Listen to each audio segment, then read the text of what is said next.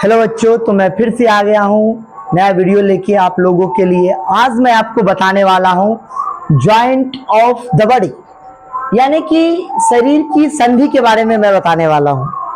सबसे पहले हम बात करेंगे जॉइंट ऑफ द बॉडी के बारे में। मैंने अभी तक आपको क्या बता दिया है?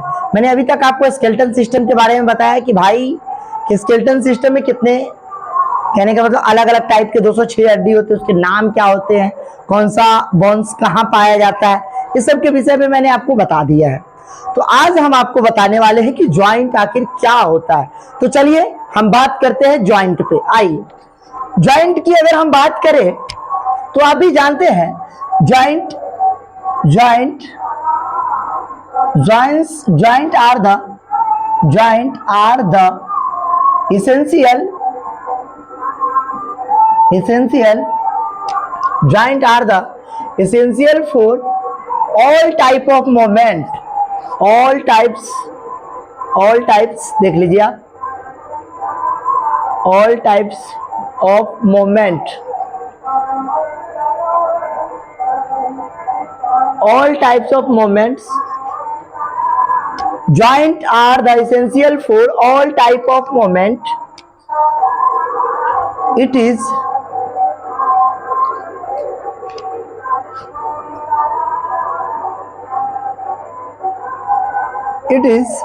present in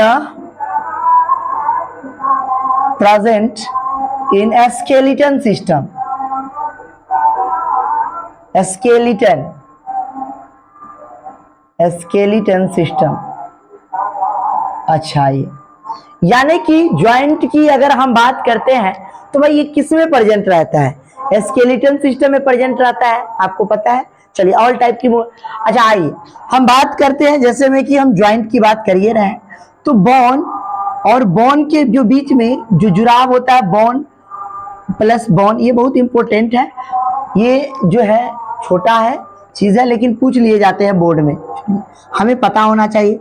बोन और बोन के बीच में जो जॉइंट होते हैं ना, समझे, बोन और बोन के बीच में जो जॉइंट होते हैं वो किसके कारण होते हैं?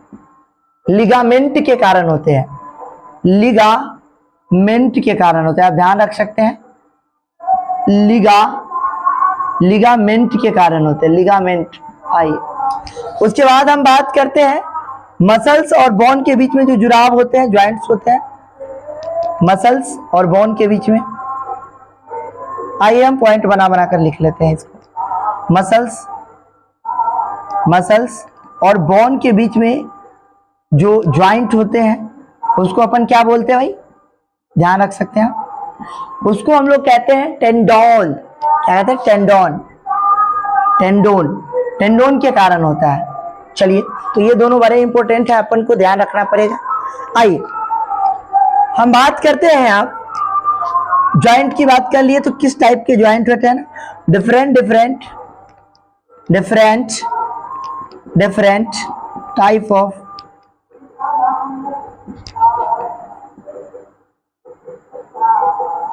जॉइंट की बात करते हैं। आइए, तो सबसे पहले जो हम बात करने वाले हैं वो कुछ इस प्रकार है। सबसे जो पहला जॉइंट है उसको हम लोग अलग अलग कैटेगराइज में बांट सकते हैं जॉइंट को। सबसे पहले आप फाइब्रस जॉइंट की बात करो, फाइब्रस जॉइंट। अगला कार्टिलिजिनियस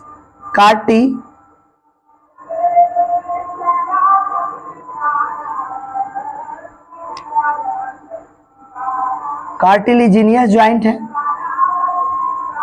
कार्टिलिजिनियस जॉइंट आप लिख सकते हैं इसको, ये भी जॉइंट है। Fibrous joint, cartilaginous joint. एक और होता है जिसका नाम है साइनोवियल जॉइंट। आइए हम एक एक जॉइंट के बारे में बात कर लेते हैं। आपको पता है साइनोवियल सबसे पहले फाइब्रस जॉइंट है। तो फाइब्रस जॉइंट की अगर आप बात कीजिए तो ये कहाँ पाया जाता है? ये अपने ब्रेन में पाया जाता है, ये नॉन मूवेबल होता है ना। मैंने कहा ना कि जॉइंट मूवमेंट में अपन को हेल्प करता है। अच्छा, एक लाइन और आप ध्यान रख सकते हैं, जैसे में एनसीईआरटी एक लाइन लिखती है कि भाई सारा का सारा जो गति है, समझ रहे हैं आप तो कि नहीं, यानी कि सारा के सारा जो गमन है वो क्या कहलाता है भाई, संचलन कहला सकता है, या सारा के सारा संचलन गमन कहला सकता है, नहीं समझे। मैं यहाँ पे लिख देता हूं, यहाँ पे मैं ये कहना चाहता हूं कि all type of locomotion are movement, but all type of movement are not a locomotion. आप सिंपल सा स्टेटमेंट याद रख सकते हैं,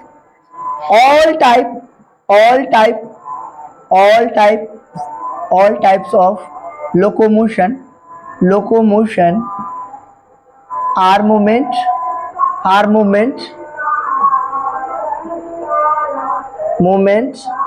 but not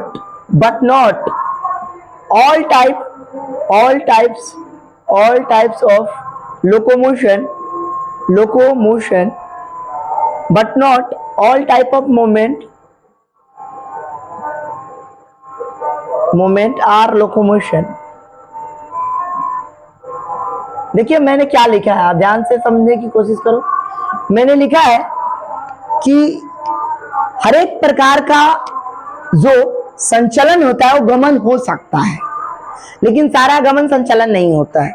सिंपल सी बात है, all type of locomotion are movement, but not all type of movement are locomotion. Simple सी बात समझिए, जैसे में कि हम मूवमेंट यहाँ पे खड़े होके बिना, कहने का मतलब एक जगह से दूसरे जगह जाए बिना भी कर सकते हैं। जैसे मैंने हाथ इधर उधर करना, भाई मूवमेंट तो हो रहा है, लेकिन क्या हमारा यहाँ से वहां जाना हुआ, क्या नहीं ना। तो इसी चीज को हम लोग कहते हैं लोकोमोशन, यानी कि यहाँ पे एक जगह से अगर हम कर रहे हैं तो वो मूवमेंट हो गया। अगर हम मान लीजिए कि अगर हम चलते हैं तो क्या हो रहा है, हमारा लोकोमोशन, साथ में क्या हो रहा है भाई, मूवमेंट भी हो रहा है। तो दोनों चीज को शो करती है। तो एनसीईआरटी का लाइन ये लिखती है, थोड़ा सा इंपोर्टेंट है, याद रखिएगा, क्योंकि ये जो है आपके बोर्ड में तो पूछ ही लिए जाते हैं, साथ में कॉम्पिटिटिव एग्जाम जैसे नीट जैसे एग्जाम में भी ये स्टेटमेंट डायरेक्ट पूछ लिए जाते हैं, तो अपन को पता होना चाहिए। आइए हम बात करते हैं यहाँ पे अलग अलग ज्वाइंट की, fibrous joint, cartilaginous joint, synovial joint. तो आपको मैंने बताया ना कि फाइब्रस ज्वाइंट ब्रेन में पाया जाता है ना, क्रेनियम बॉक्स में। भाई शुरू बेर में जब ये ब्रेन होता है ना, तो देखिएगा यहाँ पे बच्चे जब छोटे एज में होते हैं, चाइल्ड अवस्था में, तो उसके माथे पे ये जब उसके बीच वाले एरिया में जब आप उंगली डालेंगे तो वहां पे क्या होता है, सूचर्स होते हैं, है ना। वहां थोड़े से मुलायम एरिया होते हैं, बीच वाले एरिया कैसे होते हैं, मुलायम होते हैं, है ना। तो उसी के बीच में ना जो रेगा रेगा होता है ना, उसी को हम लोग सूचर्स कहते हैं। इस तरह से डिवीजन होता है, ऐसे करके यहाँ से, और इस नीचे वाले एरिया से होता है। इसी चीज को हम लोग क्या कहते हैं, फाइब्रस ज्वाइंट कहते हैं। ये ज्वाइंट ना नॉन मूवेबल होता है, ये मूवमेंट नहीं करता है। तो आप ध्यान रख सकते हैं कहाँ पे पाया जाता है। कोई आपसे पूछेगा कि फाइब्रस ज्वाइंट कहाँ होता है, तो कहिएगा, है ना, प्रेजेंटिना ब्रेन। कहाँ पे पाया जाता है भाई, ब्रेन में पाया जाता है ना। क्रेनियम बॉक्स में पाया जाता है। ये कैसा होता है, इट इज नॉन मूवेबल। कैसा होता है, इट इज नॉन मूवेबल भाई, ये मूव नहीं करने वाला होता है, समझे। चलिए कार्टिलेजिनस की अगर हम बात करते हैं, तो कार्टिलेजिनस जो ज्वाइंट है ये किस में पाया जाता है, तो ये आपका वर्टिब्रल कॉलम होता है ना, मेरुदंड जिसको कहते हैं, है ना, उसके बीच में पाया जाता है ना, उस यानी कि वर्टिब्री और वर्टिब्रल कॉलम, है ना, वर्टिब्रल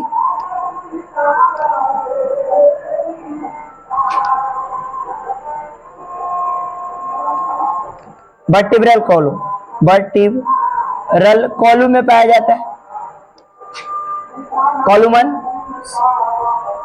कॉलुमन में पाया जाता है, आपको याद रखना पड़ेगा। चलिए इसके बीच में आप देखते होइएगा कि जैसे मैं मान लीजिए कि अपने वर्टिब्रल कॉलम जो होता है ना, जो कैलेटेड डिस्क होता है ना, वो क्या होता है, जैसे कि आप मान लीजिए कि नाइट के समय आप सो जाते हैं, सुबह उठ के देखिएगा तो क्या हो जाएगा, वो थोड़ा सा फैला रहता है, समझ रहे बात हो ना। जब फिर आप दिन भर काम करते हैं तो वो क्या हो जाता है, धीरे धीरे सिकुड़ जाता है। तो वो है अपना वर्टिब्रल कॉलम है, समझ आता हो ना। तो उसमें भी मूवमेंट होता है, ज्वाइंट होता है, जिसके कारण ये चीज अपन को कंडीशन देखने को मिलता है। आइए हम बात करते हैं साइनोवियल ज्वाइंट की। किसकी बात करने वाले हैं, साइनोवियल ज्वाइंट। ये क्या है, ये किस में पाया जाता है, साइनोवियल ज्वाइंट कहते हैं इट इज अ मूवेबल। अच्छा, ये जो होता है ना, it is a less movable, less movable, बहुत कम मूवेबल होता है। अच्छा चलिए, it is a It is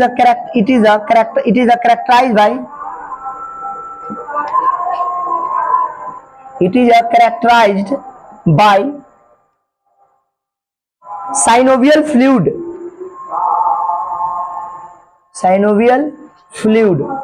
भाई ये मोमेंट जो शो करता है साइनोवियल फ्लूइड के कारण, है ना। चलिए, इट शोज फॉर मोमेंट। तो आप ध्यान रख सकते हैं ये क्या करता है,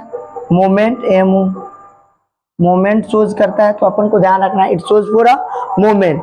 तो आप इस सारे चीज को लिख लीजिए। फिर हम आपको पढ़ाने वाले हैं साइनोवियल जॉइंट में और भी पार्टीशन होते हैं, उस सभी के बारे में हम बात करेंगे। सबसे पहले हम बात करेंगे पिवोटल जॉइंट के बारे में, उसके बाद हिंग जॉइंट के बारे में, बॉल एंड सॉकेट जॉइंट के बारे में बात करेंगे।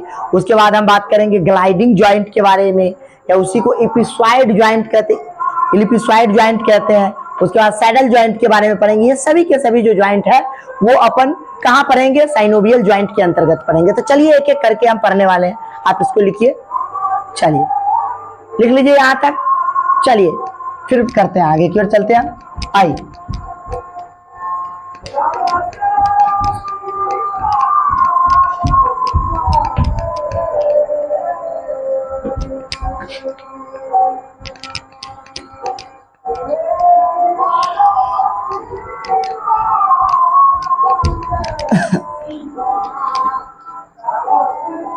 आइए चलिए, तो अब हम पढ़ने वाले हैं किसके विषय में। आइए बात करते हैं हम साइनोवियल जॉइंट के पार्ट के बारे में। कौन कौन सा पार्ट आता है, आइए। साइनोवियल जॉइंट, इसके अंतर्गत साइनोवियल जॉइंट के अंतर्गत सबसे पहले जो आता है वो बॉल एंड सॉकेट जॉइंट। दूसरा हिंग जॉइंट। तीसरा पिवोटल।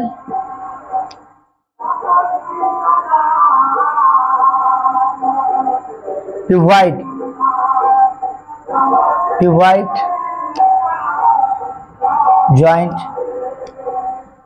जॉइंट है। चलिए उसके बाद हम बात करेंगे बॉल एंड सॉकेट, हिंग जॉइंट, पिवोट जॉइंट। उसके बाद बॉल एंड सॉकेट, हिंग हो गया, पिवोट हो गया। चलिए उसके बाद हम बात करेंगे एपिसॉइड नहीं, saddle joint,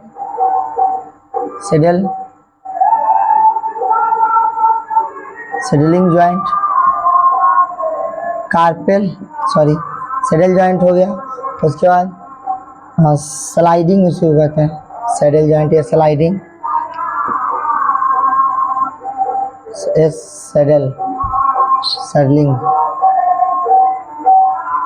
saddling joint.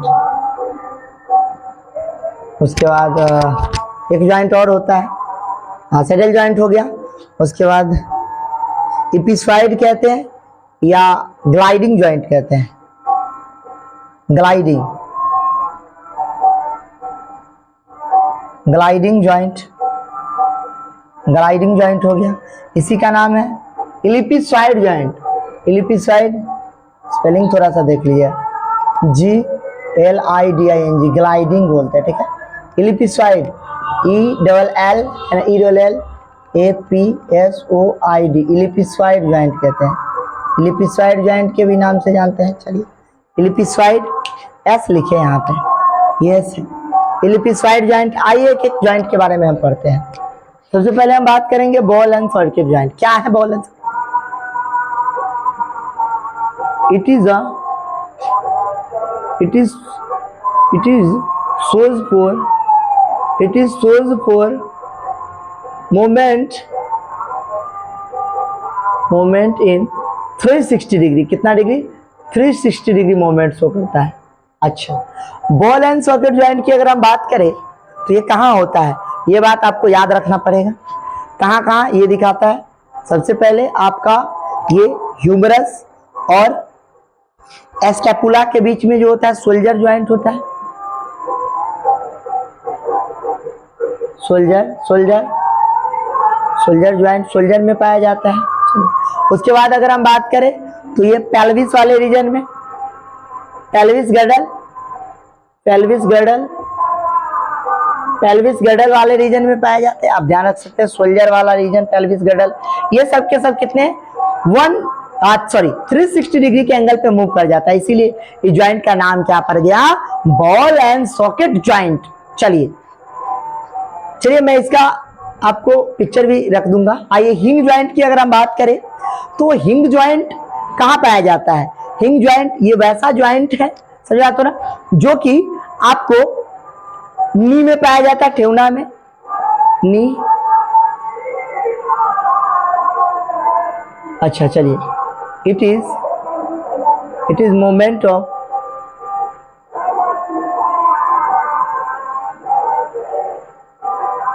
it is present in a knee, यानी कि घुटना में। नी का मतलब क्या हो गया, घुटना, और आप इल्बो भी बोल सकते हैं, इल्बो, है ना, यानी कि ये दो चीज में ज्यादातर पाया जाता है, नी में, इल्बो में, यहाँ पे पाया जाता है। अगर आप पिवोटल ज्वाइंट की बात करें तो ये कहाँ होता है, ये जो ज्वाइंट होता है एटलस और एक्सिस में होता है। It is present in Atlas and axis, Atlas and axis का मतलब क्या होता है, नेक वाले रीजन को कहते हैं। कौन सा रीजन को, गर्दन वाले, नेक रीजन। यानी कि देखिए अगर आप हिंग ज्वाइंट की देखिए, बॉल एंड सॉकेट ज्वाइंट की अगर बात करें तो देखिए हाथ को 360 पे आप रोटेट कर सकते हैं, बॉल एंड सॉकेट ज्वाइंट होता है शोल्डर में। उसके बाद डांड भी देखते हैं कि जो डांसर होते हैं पूरा मूव कर लेते हैं 360, क्योंकि ये बॉल एंड सॉकेट ज्वाइंट है। अगर आप हिंग ज्वाइंट की बात करें तो ये आप अपना हाथ देखिए, एल्बो, ये हिंग ज्वाइंट शो करता है। उसके बाद आपका जो नी है, घुटना, वो भी हिंग ज्वाइंट शो करता है, समझा तो ना। उसके बाद हम बात करें पिवोटल ज्वाइंट, तो ये गर्दन का जो मूवमेंट देख रहे हैं ना, 180 का जो मूवमेंट कर रहा है, 180, तो इसी चीज को अपन क्या बोलते हैं, पिवोटल ज्वाइंट। आपने देखा होगा कि बहुत सारे मूवीज में प्रैक्टिस करने से क्या होता है कि कुछ लोग जो है इसको एकदम कहने का मतलब पीछे की एकदम रोटेट कर लेते हैं, समझा आपने। तो ऐसा भी होता है, वो प्रैक्टिस से हर चीज संभव है, लेकिन जनरल केस की अगर बात किया जाए तो इसका मतलब जो है ना 180 डिग्री के एंगल तक ही हम लोग इसको रोटेट कर सकते हैं नॉर्मली। चलिए, तो इसमें क्या पाया जाता है, पिवोटल ज्वाइंट पाया जाता है। अगर आप सैडल ज्वाइंट की बात कर रहे हैं तो ये आपके कार्पेल और मेटाकार्पेल के बीच में पाया जाता है, सैडलिंग ज्वाइंट, है ना, कार्पेल एंड मेटाकार्पेल। अच्छा चलिए, कार्पेल और मेटाकार्पेल यानी कि कलाई वाले रीजन, समझे, कलाई और ये पलाम वाला जो रीजन है ना, तलत्ती जिसको कहते हैं आप लोग, है ना, तो उस वाले रीजन में क्या पाया जाता है, ये सैडलिंग ज्वाइंट पाया जाता है। अगर आप ग्लाइडिंग ज्वाइंट की बात करें तो ग्लाइडिंग ज्वाइंट भी आप ध्यान रख सकते हैं, ये किसके बीच में पाया जाता है, इसको इलिप्सॉइड ज्वाइंट के नाम से भी जानते हैं, है ना। ग्लाइडिंग ज्वाइंट की अगर बात करें तो ये सिर्फ मेटाकार्पेल और डिजिट के बीच में पाया जाता है।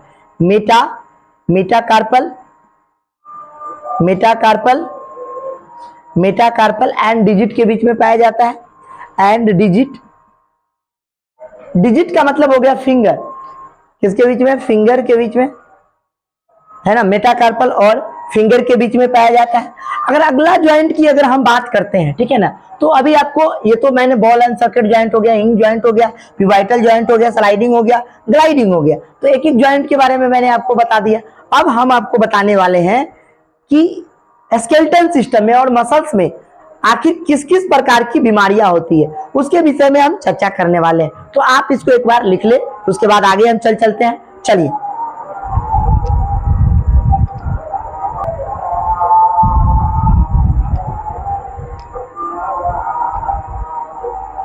चलिए, तो मैं बात करने वाला हूं disorder of muscles and skeletal system पे। मैंने आपको अभी बताया है कि उसी पे बात करने वाले। आइए तो हम चेक करते हैं कि आखिर किस किस तरह की जो डिसऑर्डर्स है हमारे मसल्स में और स्केलेटल सिस्टम में हो सकता है, जिसमें से सबसे पहला है मैस्थेनिया ग्रेविस। ये जो डिजीज जो होता है ना, मैस्थेनिया ग्रेविस, ये न्यूरोट्रांसमीटर डिजीज है ना। ये जो डिजीज है न्यूरोट्रांसमीटर डिजीज होता है, आपको ध्यान रखना पड़ेगा थोड़ा सा, है ना। ऑटो इम्यून डिसऑर्डर के नाम से भी जाना जाता है, ऑटो इम्यून डिसऑर्डर है। तो चलिए एक एक करके बात करते हैं। It is a auto immune disorder. स्व प्रतिरक्षा जिसको कहते हैं, प्रतिरक्षण, ऑटो इम्यून डिसऑर्डर है, ऑटो इम्यून डिसऑर्डर है। इसको हम लोग न्यूरोट्रांसमीटर भी कहते हैं,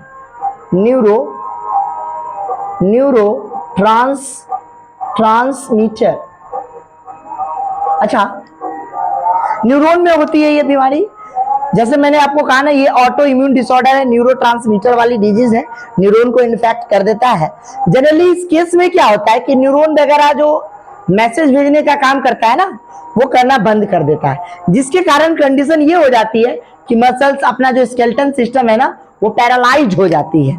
इस कंडीशन में आप कह सकते हैं, है ना, it is paralysed of skeleton system, it is a paralysis of, है ना, muscles, skeleton system, skeleton system, skeleton and muscles, भाई स्केलेटन एंड मसल्स। चलिए सिंपल सी बात है, ये पैरालाइसिस कर देती है, आपको याद रखना पड़ेगा। ऑटो इम्यून डिसऑर्डर है, न्यूरोट्रांसमीटर है। चलिए दूसरा बीमारी की बात करते हैं, मस्कुलर डिस्ट्रोफी। आखिर ये जो मस्कुलर डिस्ट्रोफी होती है, आखिर क्या होती है, इस विषय पे हम लोग बात करने वाले हैं कि मस्कुलर डिस्ट्रोफी, हाँ चलिए ठीक लिखा है, मस्कुलर डिस्ट्रोफी आखिर क्या होता है, इस पे हम लोग बात करते हैं। आइए, इसमें क्या होता है ना कि अपना जो मसल्स होता है ना, समझा तो कि नहीं, ये एक प्रकार का जेनेटिक डिसऑर्डर है। सबसे पहले तो आप ये लिखें, it is a genetic disorder. कहने का मतलब ये जन्मजात होता है ना। चलिए, जेनेटिक का मतलब है अनुवंशिक होता है, यानी कि माता पिता से ही हो जाता है, अनुवंशिक कह सकते हैं इसको। कहने का मतलब माता पिता से ही डायरेक्ट होता है, अनुवंशिक बीमार विकार है, ये विकार है। अच्छा, इसमें क्या होता है, मसल्स जो होता है ना, मसल्स में स्पैज्म होने लगते हैं, स्पैज्मिंग ऑफ मसल्स।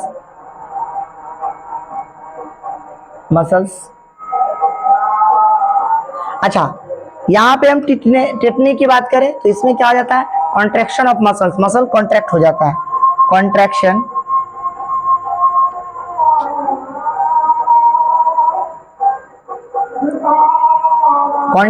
ऑफ मसल्स, या इसी चीज को कहते हैं स्पाज्म मसल्स, है ना। मसल्स में क्या आ जाता है, रैपिड स्पैज्म आ जाता है, रैपिड स्पैज्म।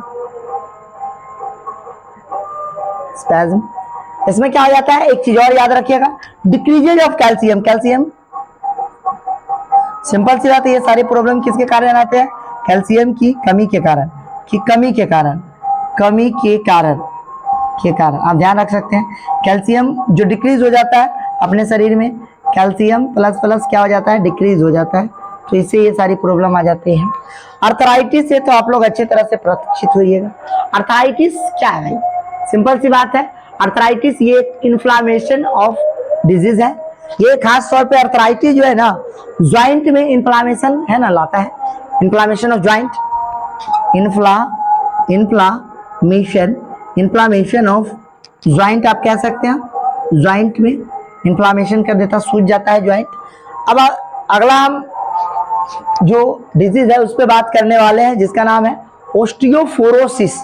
आइए तो हम बात करते हैं ओस्टियोपोरोसिस। क्या है ओस्टियोपोरोसिस, ये एज रिलेटेड बीमारी है। कैसी बीमारी है ना, it is related to old age. किसको होता है ये, ओल्ड एज वाला। इसमें क्या आ जाता है, decreases of skeleton mass,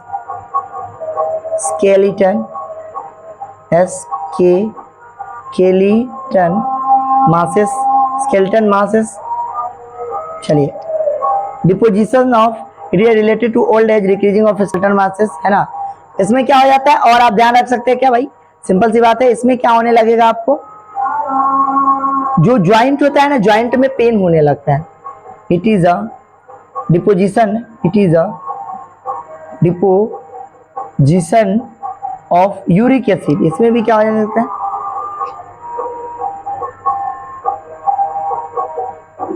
in joint में यूरिक एसिड जमने लगता है। तो आप चीजें याद रख सकते हैं इस तरह से। अच्छा, एक और होता है जिसका नाम है गाउट। ये खास तौर पे इसमें जो छोटे छोटे जो एरिया होते हैं, जैसे उंगली हो गया, तो इसमें छोटे छोटे गाउट यानी कि यूरिक एसिड का जो जमाव हो जाता है ना, उसके कारण ये गाउट होते हैं। तो चलिए एक लाइन आप लिख लीजिए गाउट के बारे में। चलिए यहाँ पे हम बात करते हैं, यहाँ तक आपने लिख लिया होगा। चलिए आइए हम बात करते हैं गाउट के बारे में। लास्ट है गाउट, GOUTS, गाउट्स, है ना। It is a affected from a joint, affected from a joint, ये खास तौर पे आपको ज्वाइंट में प्रॉब्लम लाता है ना। क्या हो जाता है, डिपोजिशन ऑफ यूरिक एसिड, क्या होता है कि यूरिक एसिड जो जमने लगता है ना, जिसके कारण क्या होता है, जो छोटे छोटे जगह पर जो ज्वाइंट होते हैं ना, उसमें जो मुराब होता है ना, उसमें दर्द करने लगता है। तो ये सारी चीज थी, मैंने एक एक करके आपको बता दिया। मैस्थेनिया ग्रेविस, मस्कुलर डिस्ट्रोफी, टिटनस, उसके बाद टिटनस के बाद आर्थराइटिस, ऑस्टियोपोरोसिस, उसके बाद गाउट। तो एक एक करके हमने बात कर लिया आपको किस पे, इस डिजीज वाले टॉपिक पे, है ना। मसल और स्केलेटन सिस्टम में किस तरह से डिसऑर्डर हो सकते हैं, उसके विषय में हमने बात कर लिया। तो चलिए मैंने आपके लिए ये चीज पूरा कंप्लीट कर दिया। अगले बार से हम लोग क्या करेंगे, नया चैप्टर स्टार्ट करेंगे ह्यूमन फिजियोलॉजी का, है ना। और आपको अगर वीडियो अच्छा लगे तो आप आगे की ओर शेयर करें और लाइक्स और सब्सक्राइब करें।